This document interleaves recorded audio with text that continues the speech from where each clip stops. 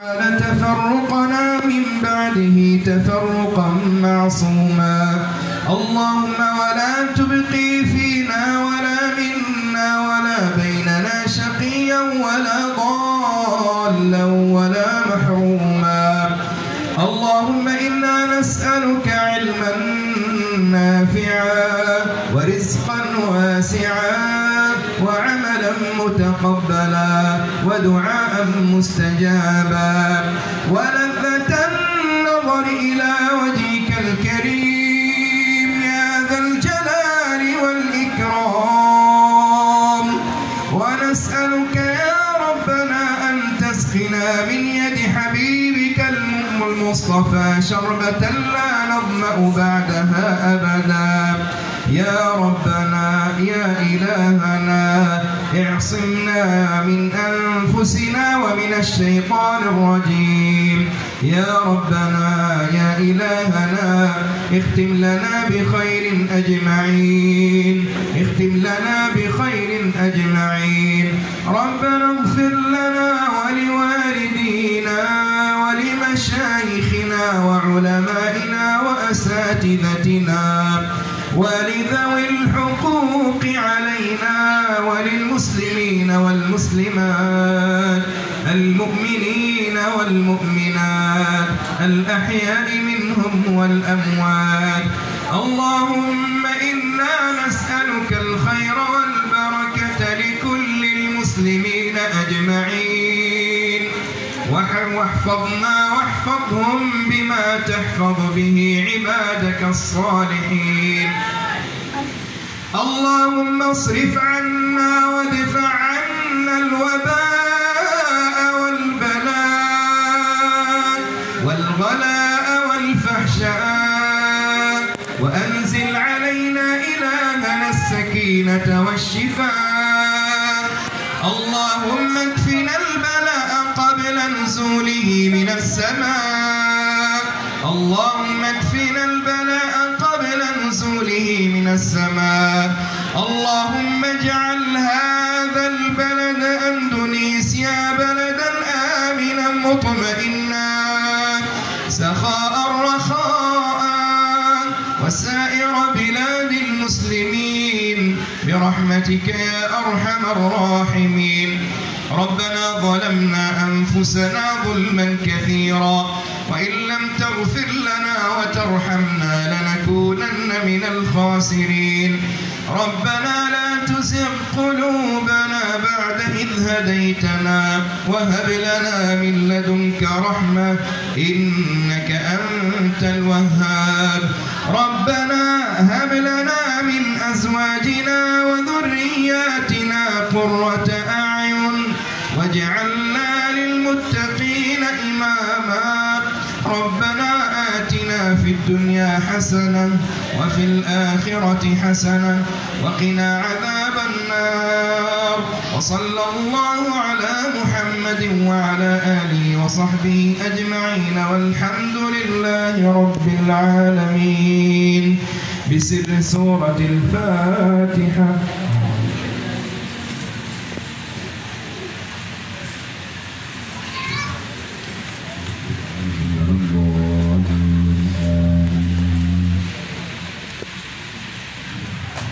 Demikian tadi acara doa juga برحمته على حوض نبيه محمد صلى الله عليه وسلم وأن يجمعنا وإياكم في المسجد الأقصى فاتحين مصلين آمين يا رب العالمين. Assalamualaikum warahmatullahi wabarakatuh. Setelah beliau mengucapkan puji kepada Allah Subhanahu wa Ta'ala dan juga salawat dan salam kepada baginda Nabi Muhammad sallallahu alaihi wasallam, maka beliau kemudian memberikan ucapan selamat kepada para kiai semuanya yang hadir di sini, dan juga beliau mendoakan kita semuanya agar perjumpaan kita di sini, perkumpulan kita di sini adalah menjadi perkumpulan yang dirahmati oleh Allah Subhanahu wa Ta'ala, dan juga mudah-mudahan ketika kita pisah nanti juga kita berpisah, insya Allah akan selalu mendapatkan perlindungan dari Allah Subhanahu wa Ta'ala. Dan juga mudah-mudahan kita semuanya sebagaimana kita dikumpulkan di sini, insya Allah mudah-mudahan kelak nanti kita akan dikumpulkan di telaga Nabi Muhammad sallallahu alaihi wasallam di surganya Allah Subhanahu wa Ta'ala. Amin ya rabbal alamin. Dan yang terakhir mendoakan kepada kita, mudah-mudahan kita semuanya juga bisa melaksanakan sholat di Masjidil Aqsa Palestina dalam keadaan aman. Amin ya rabbal alamin. في هذا اللقاء المبارك لقاء ترحيب بالطلبة الجدد ولقاء بأولياء الأمور وأيضا لقاء بالصالحين والصالحات في هذا المكان المبارك. نتحدث وإياكم أيها الكرام عن أمر مهم في الإسلام، وهو أمر العلم وحقيقة العلم وطلب العلم. والعلم في تعريفه هو معرفة الشيء على حقيقته، معرفة يقين بعد دراسة وبحث كامل. والعلم أيها الكرام في الإسلام هو أعظم درجات الطاعة وأعظم درجات الخشية الموصلة إلى طريق الله عز وجل. فالله سبحانه وتعالى في القرآن الكريم لم يساوي بين العالم والعابد وبين أهل العلم وغيرهم، فقال ربنا سبحانه وتعالى في سورة الزمر: أمن هو قانت آناء الليل ساجدا وقائما يحذر الآخرة ويرجو رحمة ربه قل هل يستوي الذين يعلمون والذين لا يعلمون. فلم يساوي ربنا سبحانه وتعالى بين أهل العلم وغيرهم.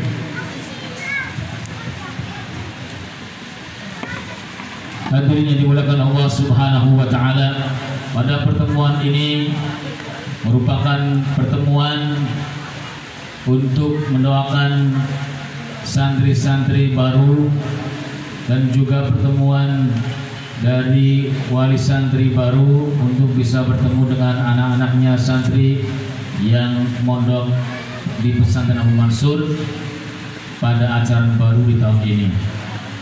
Kemudian juga pertemuan dengan para tokoh masyarakat, para kiai, para ulama pada kesempatan siang hari ini. Beliau menyampaikan bahwa sesuatu hal yang penting dalam ajaran Islam ini adalah al-ilmu, yaitu kita belajar. Ilmu ini adalah merupakan, atau dalam definisinya adalah ma'rifatus syai' bi haqiqatihi, bahwa kita harus mengetahui sesuatu dengan hakikatnya, dengan yakin dan benar. Bahwa dengan ilmu kita akan mengetahui sesuatunya dengan yakin dan juga dengan benar. Maka Allah Subhanahu wa Ta'ala itu sangat membedakan antara orang-orang yang berilmu dengan orang-orang yang ahli ibadah. Artinya orang yang berilmu ini memiliki tingkat derajat yang tinggi dibanding dengan orang-orang yang tidak punya ilmu. Dan ilmu itu merupakan derajat yang paling tinggi, derajat lebih tinggi atau yang paling tinggi dari derajat taat dan juga takut kepada Allah Subhanahu wa Ta'ala. Karena dengan ilmu kita akan menjadi takwa dan kemudian takut kepada Allah, sehingga kita bisa menyembah Allah Subhanahu wa taala dengan sebaik-baiknya. Allah menyebutkan dalam Al-Qur'an yang telah beliau bacakan, apakah sama antara orang-orang yang berilmu dengan yang tidak berilmu? Itu adalah pertanyaan dari Allah Subhanahu wa taala yang tentunya tidaklah sama antara orang yang memiliki ilmu dan juga orang yang tidak memiliki ilmu. والله سبحانه رفع قدر أهل العلم فقال يرفع الله الذين آمنوا منكم والذين أوتوا العلم درجات. كلما ازداد الإنسان علما زاد قدرا عند الله سبحانه وتعالى ورفعة ودرجة. بل العلم هو طريق البصيرة. البصيرة هي الفهم والإدراك لحقائق الأمور. به يقاس تقدم الأمم وتأخرها. لما انقطع الناس عن العلم تأخرت أمة الإسلام، بعد أن كانت أمة الإسلام بعلمها هي في مقدمة الشعوب، لما كان فيها علماء مثل الإمام الشافعي وأحمد ومالك والإمام الفخر الرازي وابن سينا وغيرهم، كانت الأمة في مقدمة الأمم بل أقوى الأمم. فلا يقاس تقدم وقوة الأمم بالعدة والسلاح، وإنما يقاس تقدم الأمم ونحن في زمان كذلك بالعلم. فالنبي صلى الله عليه وسلم حذر بهلاك الأمة، وهلاك الأمة بهلاك وموت العلماء. ولذلك قال النبي صلى الله عليه وسلم إن الله لا يقبض العلم انتزاعا الناس رؤوسا جهالا فسئلوا فأفتوا بغير علم فضلوا وأضلوا. فالأمة إذا أرادت التقدم أرادت القوة لا بد للأمة أن تعود إلى المنهج الذي رسمه لنا رب العزة ورسمه لنا نبينا محمد صلى الله عليه وسلم باقتفاء أثر العلم وتتبع آثار العلم والأخذ وسلوك طريق العلم. Beliau menyampaikan bahwa kemajuan umat itu disebabkan karena ilmunya. Yang menjadikan umat Islam ini akan maju ini adalah karena keilmuannya. Ilmu yang harus dikedepankan. Oleh karena itu, ketika dulu ada Imam Syafi'i, Imam Ahmad, Imam Fakhrul Razi, imam-imam yang lainnya yang dengan keilmuannya mereka benar-benar memiliki, menguasai ilmu-ilmu dalam agama Islam, maka kemudian Islam ini menjadi maju. Maka kemajuan bukan karena senjata maupun yang lainnya, tapi kemajuan umat adalah karena ilmunya. Dan juga Nabi Muhammad SAW mengingatkan kepada kita bahwa hancurnya umat, hancurnya manusia ini bukan dengan dicabut nyawanya manusia, akan tetapi hancurnya umat ini adalah dicabut ilmunya para ulama, yaitu dengan wafatnya para ulama maka umat ini akan hancur. Ketika para ulama meninggal dunia, maka ilmunya pun diangkat oleh Allah Subhanahu wa taala, maka kehancuran akan terjadi. Oleh karena itu, kita harus memiliki ilmu-ilmu dari Allah Subhanahu wa taala agar menjadi umat yang kuat, karena dengan ilmu itulah umat Islam akan maju.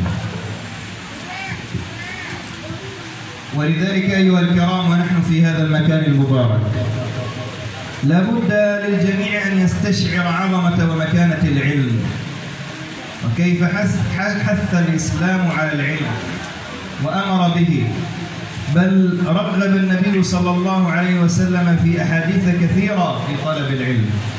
من سلك طريقا يلتمس فيه علما سهل الله له به طريقا إلى الجنة. من خرج في طلب العلم فهو في سبيل الله حتى يرجع يكون شفيعا وشاهدا لك عند الله سبحانه. Akhirnya dimulakan Allah Subhanahu wa taala, warisan dari baginda Nabi Muhammad sallallahu alaihi wasallam yang paling baik, yang terbaik adalah ilmu. Karena para nabi ini tidak mewariskan yang lainnya, tidak mewariskan dinar atau dirham, uang ataupun yang lainnya, akan tetapi warisan dari para nabi adalah ilmu. Oleh karena itu para ulama itu disebut adalah para pewaris nabi. Karena para ulama itulah mereka yang mendapatkan warisan dari nabi-nabi, termasuk dari baginda Nabi Muhammad SAW. Oleh karena itu, jika kita ingin mendapatkan warisan dari baginda Nabi, ambillah warisan itu sebanyak-banyaknya, yaitu ambillah ilmu-ilmu agama ini. Kemudian beliau menyebutkan, kalau kita ingin mengikuti ajaran baginda Nabi Muhammad SAW, maka kita harus belajar menuntut ilmu. Para santri harus rajin untuk mencari ilmu. Dan juga apabila kita ingin beribadah kepada Allah Subhanahu wa taala, ingin beribadah dalam arti seperti melaksanakan thariqah, melaksanakan tasawuf maupun yang lainnya, maka itu juga harus menggunakan ilmu. Dan juga kemudian beliau mengingatkan kepada kita semuanya, khususnya kepada orang tua yang memiliki anak-anak yang sedang menuntut ilmu, bahwa agar kita ini diberikan rizki yang halal, yang sempurna, yang barokah oleh Allah Subhanahu wa taala, agar memperhatikan anak-anak kita dalam membiayai ilmu, membiayai mereka untuk menuntut ilmu. Tadi dikisahkan bahwa ada seorang yang datang kepada baginda Nabi, kemudian orang itu mengatakan bahwa saudara saya ini tidak mau bekerja, dia hanya mencari ilmu saja. Bagaimana rezeki dia? Kata beliau kemudian, kata baginda Nabi Muhammad SAW, dia yang sedang mencari ilmu, maka barangkali ataupun rizkimu itulah datangnya bersumber dari saudaramu itu yang sedang mencari ilmu. Oleh karena itu beliau mengingatkan kepada kita, khususnya orang-orang tua, orang tua yang memiliki anak-anaknya, baik di pesantren ini maupun pesantren yang lainnya, tempat ini maupun di tempat lainnya, agar jangan bakhil, agar jangan medit, agar jangan sungkan-sungkan memberikan biaya kepada anak-anak kita yang sedang menuntut ilmu, karena barangkali ataupun justru rezeki kita ada sumbernya adalah dari anak-anak kita yang sedang menuntut ilmu agama. Ayyuhal mukarramun al-afadil, al-ilm lahu fadail kathira, lakin ahlu المتعلم لا بد أن يعلم وأن يعلم الجميع منا أننا يوم القيامة لن نسأل عن الطعام والشراب والكسوة التي نعطيها لأولادنا بقدر أن نسأل يوم القيامة على الصراط عن علمهم وصلاحهم.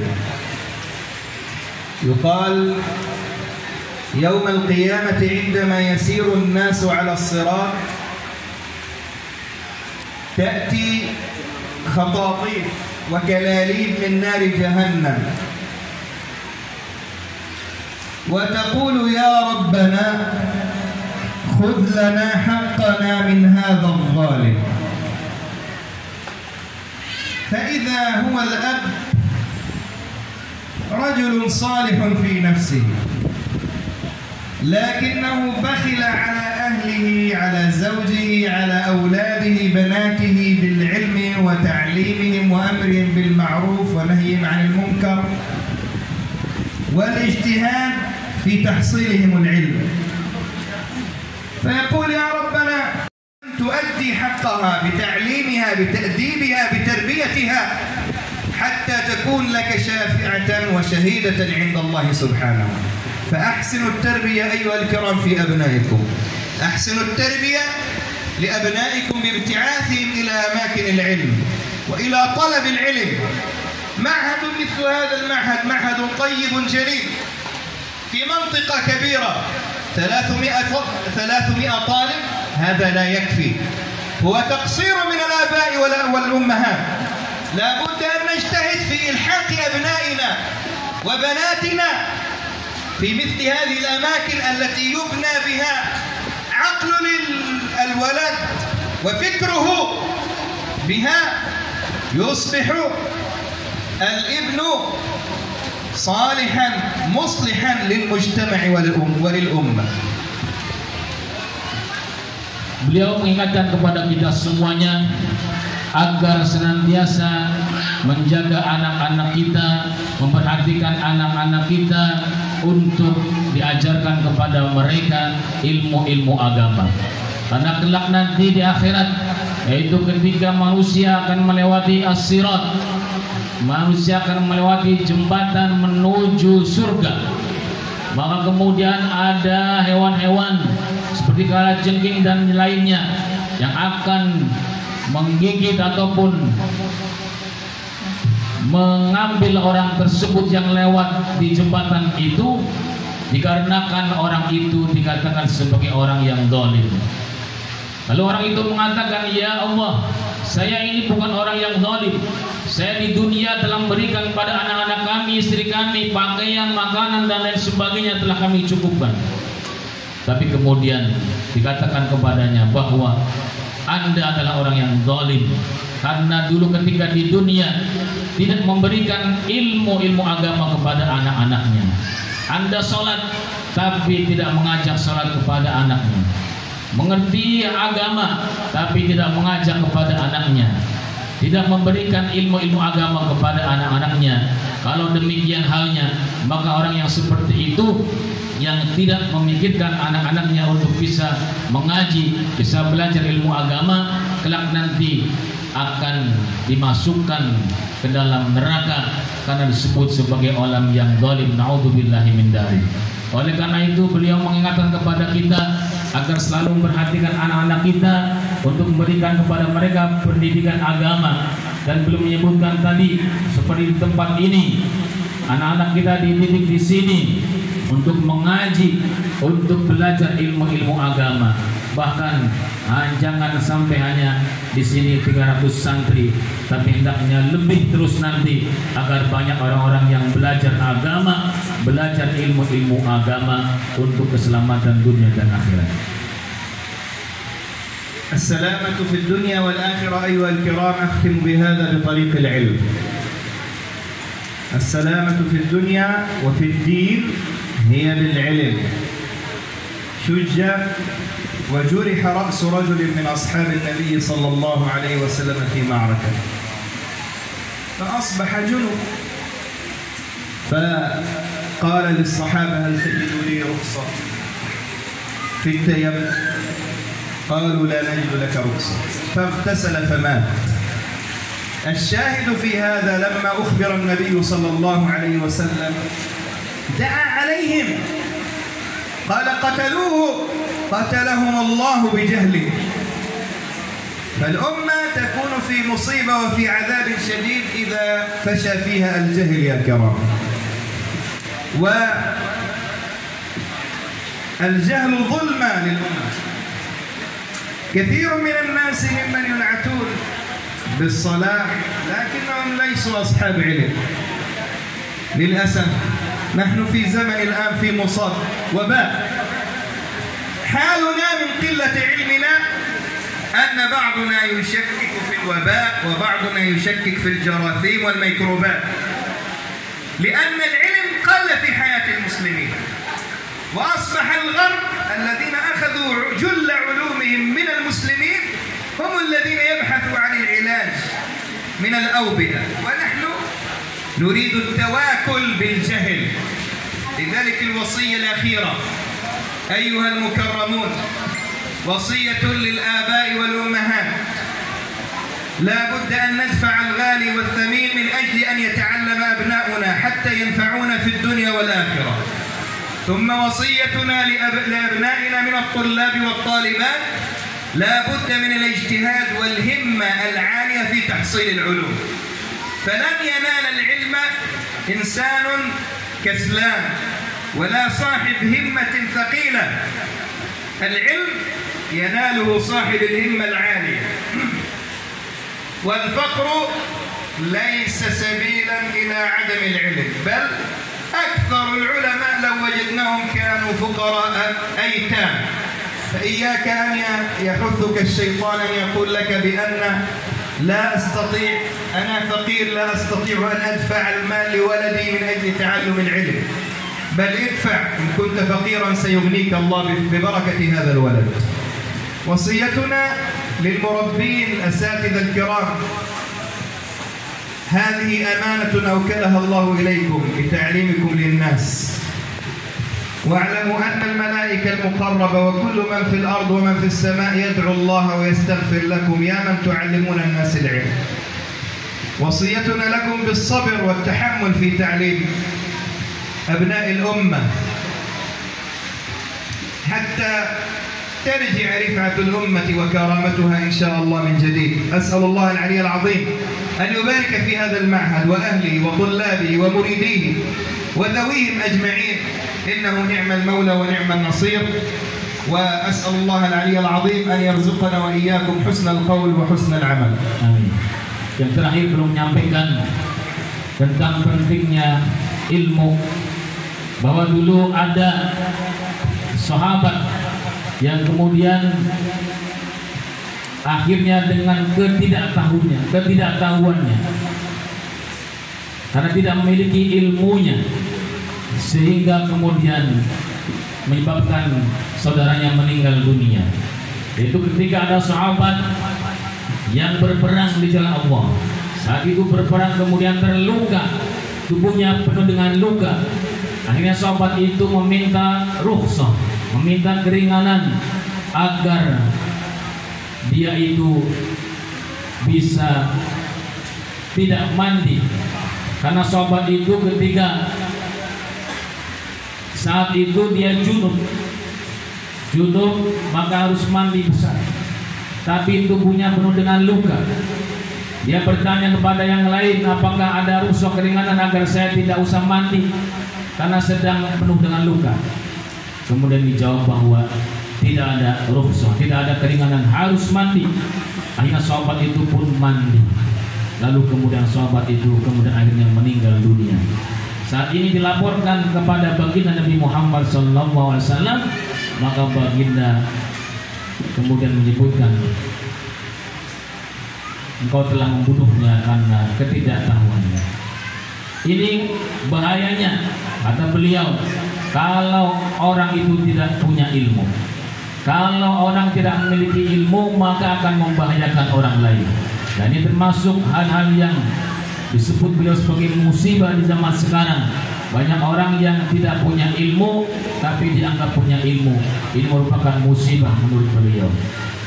Kemudian beliau berpesan kepada kita semuanya agar mendidik anak-anak kita, agar menjadikan mereka orang-orang yang berilmu.